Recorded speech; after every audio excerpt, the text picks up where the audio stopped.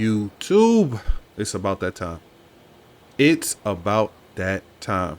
Time for GeekShhh Volume 2, Building a Hackintosh. A couple years ago, I gave y'all information on how to build a PC. I gave y'all the tutorial to use to convert it to a Hackintosh. I gave y'all all the information possible, and it's still valid to this day. Right now, it's time for me to give you an update on my Hackintosh. So we're going to break this down to a few different parts. We're going to start off with how are things going, parts used / changes made, video cards for the Hackintosh, Open Core versus Clover. You know, that's like Bloods and Crips to this day. Updates I plan on making in the future. What Hackintosh I will build right now if I had to.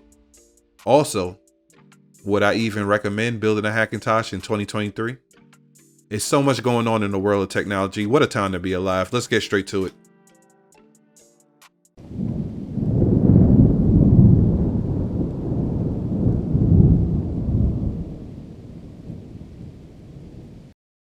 To keep it plain and simple, pretty damn good.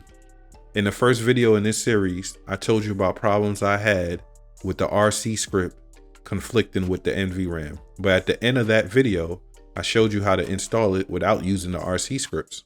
So ever since then, it's been a smooth ride. Minor hiccups here and there, but nothing that ever quote unquote bricked my system where it was down for days at a time, 1 day, 2 days at a time. Hell, I never even been down 2 hours at a time. Honestly, it's been going so well that I can honestly recommend this as a daily driver for someone that runs a business. My Bluetooth works. My Wi-Fi works, my AirDrop works, which I utilize all the time, my iMessage works, and also continuity. I can literally copy something on my iPhone and paste it on my Hackintosh, or from my M1 Mac. I can AirDrop things back and forth. I do it all the time. So I honestly could recommend this to anyone that's running a business. Now you might be looking at your screen like, damn, he's still on Big Sur? Yes. Even on my M1 MacBook Pro, I am on Big Sur. I am someone that does not like problems. I like my computers to not only be powerful, but also, most importantly, reliable. So when Apple moves up to Ventura, like they just did, I believe it was released today as I'm recording this, I will finally be moving up to Monterey this weekend. I'm actually looking forward to it. Personally, I don't like ever being part of not only Apple trying to figure out how to get everything working correctly, but the Hackintosh community trying to figure out how to get everything working correctly. I don't have time for that. Let them people that like to deal with that. So by the time I upgrade, I'm good to go. So in a nutshell, everything is going pretty smooth.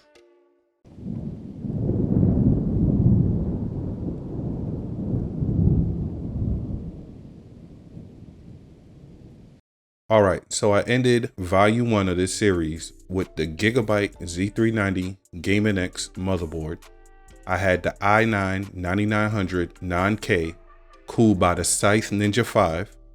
For the graphic card, I had a Red Devil RX 590. For internet and Bluetooth, I was using the Fenvi T919. I had 32 gigabytes of 3200 megahertz Corsair Vengeance DDR4 memory. I also had the Alpine Ridge Thunderbolt card, and I had all of that in the Fractal Design Meshify C. Currently, I still have the GIGABYTE Z390M Gaming X motherboard. I got rid of the 9900 and got a 9900K. I'm using a Red Devil 6900 XT for a graphics card. I got rid of the Fenvi T919. I'm just using a Broadcom chip with an Oracle Bluetooth 4.0 USB adapter. I also went from 32 gigabytes to 64 gigabytes of 3200 megahertz Corsair Vengeance DDR4 memory. I still have the Alpine Ridge Thunderbolt card, and I have it all in a Lian Li Mesh Cool 2. Now all this is being cooled by a EKWB water loop. Now what I just told you is the beauty of having a Hackintosh. The ability to upgrade over time. You do not have to start at the top. You can start off the bottom. You can start at the bottom and gradually work your way up as you see fit. That right there is the one thing a Hackintosh will always have over anything that Apple can provide.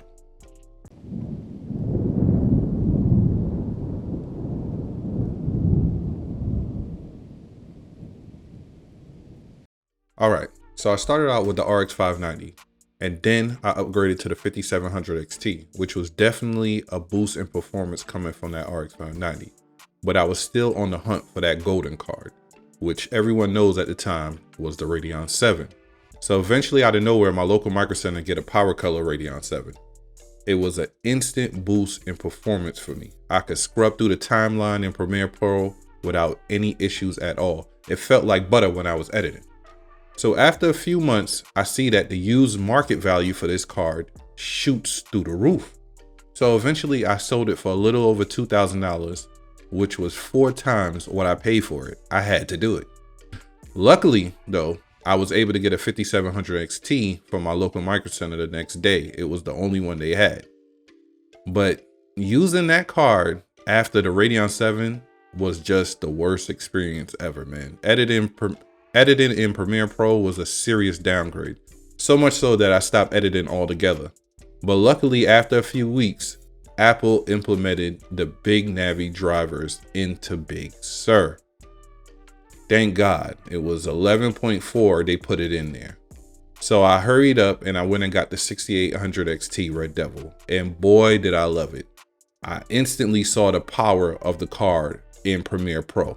Not only was it better than the 5700 XT, it was better than the Radeon 7. The gamble of selling the Radeon 7 paid off. After about a few months, the price of the 6900 XT dropped, so I returned the 6800 XT and got the 6900 XT. Absolutely no difference in performance at all. Well, at least not on the macOS side. But in Windows, it was definitely an improvement for gaming. So out of all the top cards, I have to say the 6800 XT is the king of the Hackintosh at the moment. Hands down, it has the crown. Price to performance is unmatched.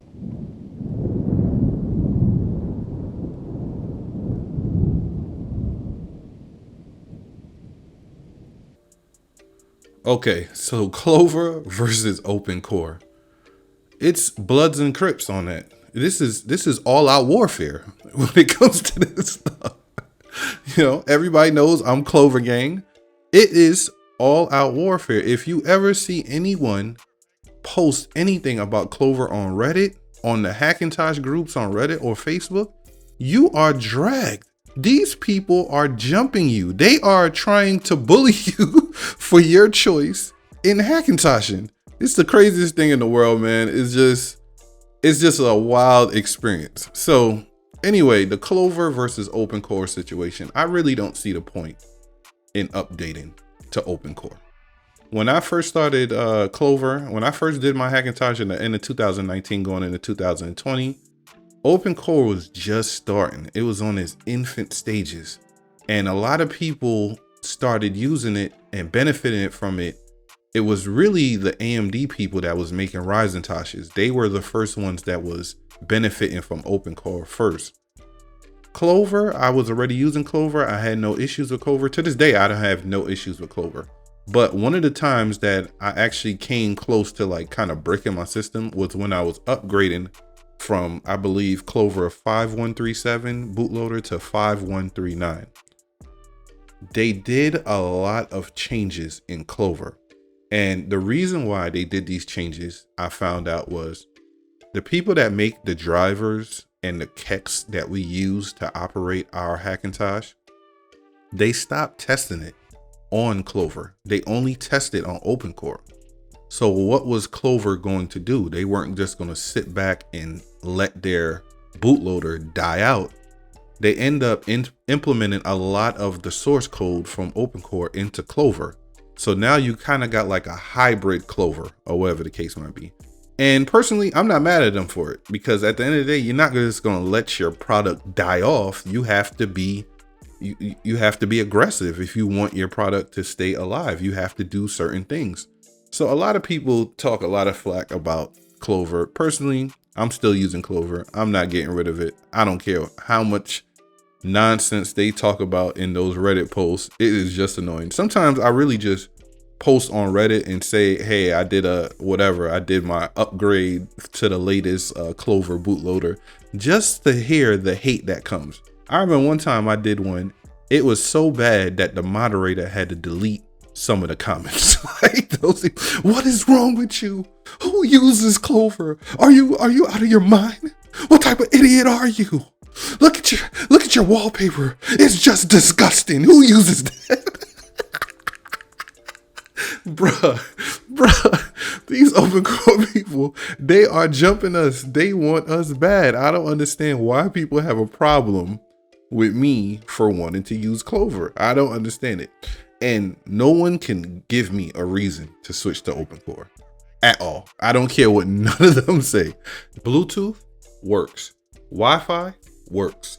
iMessage works. AirDrop works. Continuity works. Now, why on planet Earth would I switch over? Also, I can switch to Windows with no issues at all, which historically has been a problem with a lot of open core people. They have problems going into Windows. So what would be the purpose of me switching over? I honestly just don't get it. I'm going to stick with Clover. More importantly than just Clover, Alarilla's Clover. I'm going to stick with it till I no longer can. And that's that. Clover gang, we out.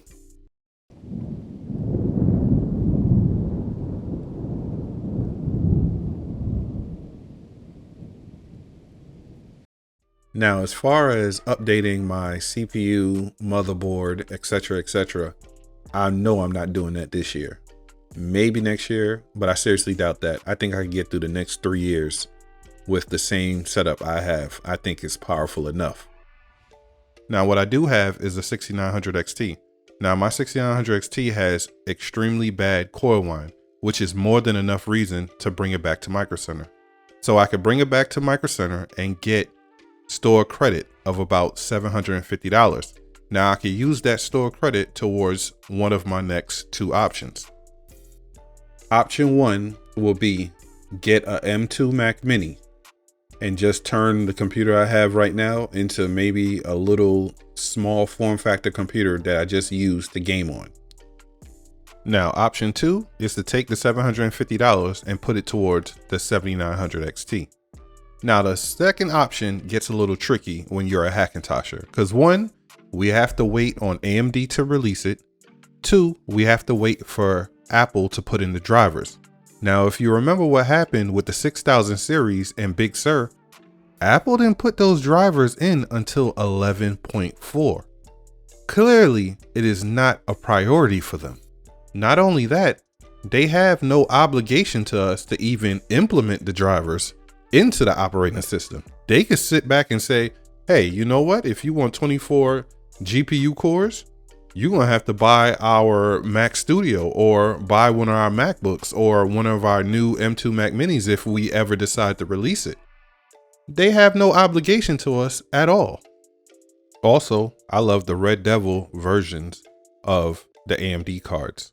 I recently installed a water loop into my system, so I will have to wait for EK and Power Color to release the water block for the 7000 series cards. Now, on the 6000 series cards, Power Color and EK didn't release that water block until the summer of 2021. Not even the summer, the late summer of 2021. And I really think they do that because they don't want it conflicting with their Liquid Devil line. So one, I'm going to have to wait for AMD, Apple, and EK/Power Color. That's a whole lot of waiting. So in the meantime, in between time, I recently got my hands on a Radeon 7. So I'm going to quote unquote downgrade from the 6900 XT down to the Radeon 7, which I already have a water block for. Now, the reason for this quote unquote downgrade is the 6900 XT is great for editing in Mac OS, great for gaming in Windows, but it's terrible for mining. It is not efficient at all. It's pulling too much electricity and not offering enough performance. Whereas the Radeon 7 will be good for editing in macOS, good enough for gaming in Windows, and it's going to be great at mining. So that's why I'm going to downgrade to it until I get my hands on that 7900 XTX. Now, the 7900 XTX will not be the direct competitor for the 4090. It will be the direct competitor for the 4080, which is good enough for me because the 4090 is just way too powerful of a card. 95% of the people that have a 4090 do not need a 4090. People are just hype beasts, and I'm not mad at you. So it will be in the direct competition with the 4080, which puts it in a very good space. This will be a godsend for Mac Pro and Hackintosh users, because for the very first time, you're going to have 24 gigabytes on a discrete graphic card in Mac OS. This will be amazing for content creation. So essentially, you're going to have a card in a Hackintosh that's 1, amazing for Mac OS, 2, amazing for gaming in Windows, and 3, amazing for mining, because it has a 384-bit bus. 384 bits multiplied by 24 gigabytes, you're going to get into that 120 to 150 mega hash range. Now, I like to compare things to what you would have gotten if we are still mining Ethereum, so you understand exactly what's going on. It's going to put you in that range. So this card, I am very much so looking forward to. It is going, like I said, it's going to be a godsend. It will be everything that the 6900 XT should have been.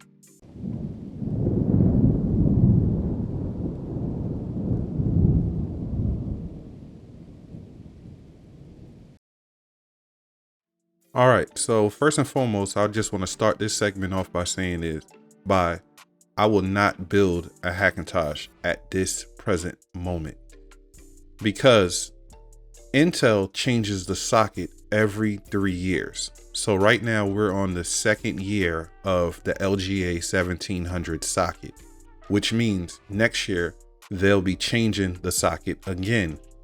I personally believe you should build a Hackintosh on that 3rd year, just so you have headroom. So when the new motherboards come out, it will be backwards compatible with the next year CPUs. So it gives you a little headroom in that aspect. But if I had to build one right now, this is what I will build. I would get the GIGABYTE Z390 Gaming X motherboard. Now this motherboard comes in 2 different variants. You have the DDR5 version and the DDR4 version. Me, being that I will just be upgrading and I already have 64 gigabytes of DDR4, I would just get the DDR4 version. But if you're starting from scratch, go ahead and get the DDR5 version and get the ball rolling.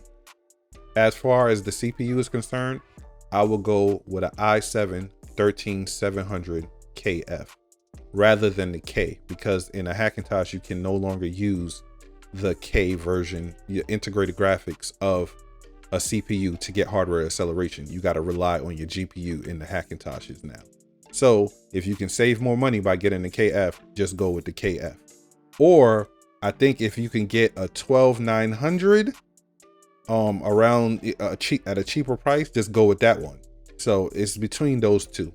As far as what guide I would use, it's the Alarilla Clover guide, baby. You already know. Maldan already has one up on the website for this motherboard. I would just use that guide and get things started. Like I said, I think Alarilla is the best way to Hackintosh because you could get up and running within the hour.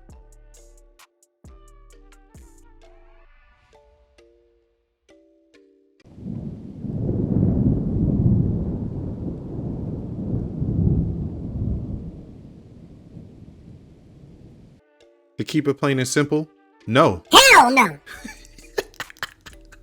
Well, then again, it really depends.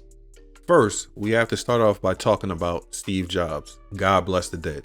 Steve Jobs' vision for the Apple Mac lineup was to have a very powerful but quiet experience. He did not want the fans to turn on. but the fans had to turn on because of the power-hungry Intel chips they were using. Fast forward to now, with them having the Apple Silicon, is Steve Jobs' vision come to pass. A very powerful but low wattage CPU, which empowers the computer the ability to not have to have the fans kick on. Now you have to understand why I even built a Hackintosh. At the time, Apple was charging more and offering less. Now they're offering more and charging less. Well, they're not really charging less. It's still the same price range. It's just that now they're offering more. The M1 Mac Mini stole a lot of people away from the community.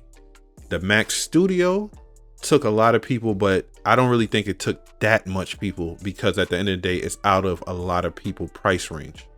But when they come out with this M2 Mac Mini with 16 to 24 GPU cores, because that's what was missing on the M1 Mac Mini. When they come out with that M2 Mac Mini and they could hit that $1,000 price range, it's going to shake up the Hackintosh community. Plain and simple. A lot of people are going to jump ship. So it really depends if you should build a Hackintosh or not. Let's break it down into different categories. If you're someone that loves macOS and just want to browse the internet, maybe do some light Photoshop editing, then just get an M1 Mac Mini or one of those MacBook Pros. Now, category 2. If you're someone that loves macOS, but also want to game and or mine on your computer when you're not using it, then you definitely should build a Hackintosh. Let's get into category 3. If you love macOS and don't care about gaming or mining and want to use it for editing videos, whether it's DaVinci Resolve, Final Cut Pro, etc., then definitely wait on the M2 Mac Mini. Assuming you're on a budget. If you're not on a budget, just go buy a Mac Studio. No harm, no foul. You see, I love my Hackintosh, but I built it back in 2019. That's back when Apple wasn't giving us many economical viable options. But now you have that. Now, even though it only takes me 5 minutes to update my Clover bootloader and I update my operating system the same way any other Mac user updates theirs because I have a vanilla Hackintosh, why deal with KEX, drivers, and EFI folders if you don't have to?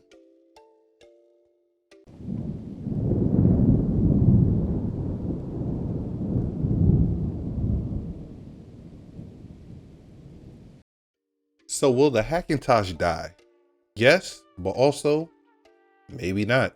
The last Intel-based Apple computers that were released were the iMac Pro 1,1, which was released in 2017, and the Mac Pro 7,1, which was released in 2019. Every Hackintosher with an Intel processor more than likely are using these two SM BIOSes these days. When Apple decides to drop support for these two computers, then the Hackintosh community will eventually start to die off. You see, Apple will need to release a new Intel-based Mac to prolong the lifespan of the Hackintoshes.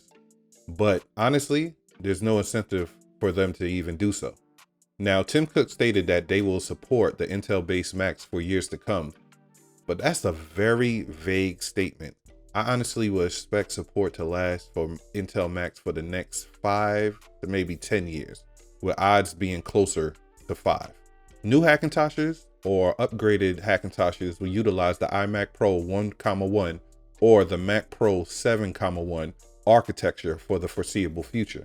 So that means P-cores and E-cores technology provided by Intel chips mean nothing when you log into macOS. It's just seen by macOS as cores, which is still a good thing because you will see a boost in performance, but just not the way that Intel intended. As for me and my experience, it's been one hell of a ride, and one that I definitely will not mind riding out until the very end. I recorded and edited this video over the course of a month. I started out since before the 4090 launch, and now I'm editing it on November 28th. Now, I first intended not to update my Hackintosh, but while walking the aisles of Micro Center the other day, I seen an open box Z690 Gaming X motherboard for $144 with a sign above stating 30% off the sticker price. So I had to buy it. I had no choice. Now, I already knew they had an open box Z690 Gaming X motherboard there, but I didn't know that they were going to have more clearance on top of that. Like, what do you expect me to do? Don't threaten me with a good time. So I had to go ahead and get it. Now, I intended to wait until January for the i7-13700 to be released to pair it with this motherboard. But on Facebook Marketplace, there was a local guy selling multiple i7-12700Fs brand new for $220. A quick negotiation with him, and I ended up getting it for only $140. So that's a motherboard and a better CPU for under $245. Now, all I got to do is sell my 9900K, which sells for more than that, just to recoup that money. So it's a very good upgrade for me. And if I ever feel the need to upgrade to a 13900K, I definitely have that option. As far as my 6900 XT, it's definitely going back. That's not even a question. But how I'm going to end up spending that $750 credit I'm going to get, I honestly do not know yet. So stay tuned for my next Hackintosh installment in summer 2023. I know I took a hella long to do this update, but I do not think I'm going to take that long on the next one. I'm definitely going to do it in the summer. As long as, God willing, as long as I'm out here moving and shaking, I'm definitely going to get it done. So for GeekShhh, this is DeMarco Payne, and last but not least, may the good news be yours.